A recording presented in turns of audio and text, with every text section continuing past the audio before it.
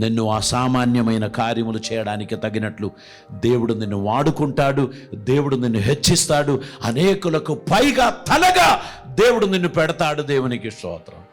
నిన్ను కిందికి నెడుదాం అని అనుకున్న వాళ్ళు ప్రయత్నించే కొలది నువ్వు పైకి దేవుడు నిన్ను నడిపిస్తాడు. దేవునికి స్తోత్రం.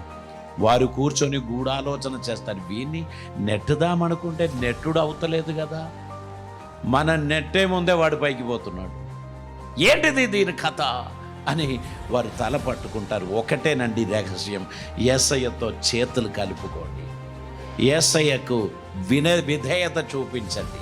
దేవా నీ చిత్తం నెరవేరునుగాక అని ఆయనకు చెప్పండి. ఆయన జీవితాన్ని అద్భుతంగా మార్చుకుంటారు. దేవునికి స్తోత్రం. మన జీవితం ప్రభుతో ముడిపడినట్లయితే అద్భుతమైన ఆశీర్వాదముతో దేవుడు మనల్ని నింపుతాడు.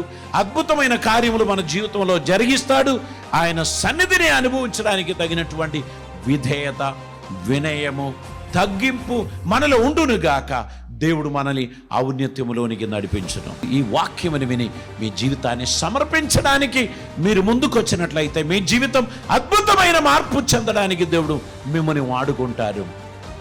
బహుశా నేను మిమ్మల్ని చూడడం లేదు, కానీ దేవుడు మీ హృదయాన్ని ఆల్రెడీ చూసి ఉన్నాడు. దేవుడు మీ హృదయాన్ని తాకి ఉన్నాడు. ప్రతి మాటలు మీ హృదయంలో ముళ్ళగుచ్చినట్లు గుచ్చి ఉండొచ్చు.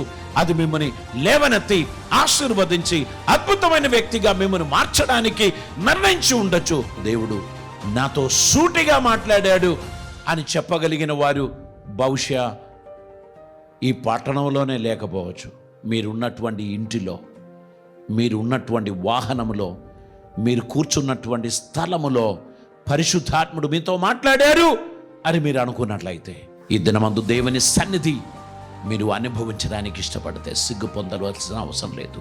ఈ రోజు నువ్వు నాతో మాట్లాడినందుకు స్తోత్రం, నీ కృప నాకు అనుగ్రహించినందుకు స్తోత్రం, నీ సన్నిధి నాకు దయచేసినందుకు స్తోత్రం.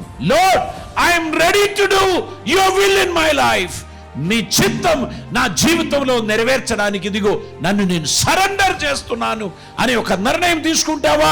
ఈ రోజు నుంచి మరొక మలుపులోకి దేవుడు నిన్ను నడిపిస్తాడు. అద్భుతములు మీ జీవితంలో జరిగిస్తాడు.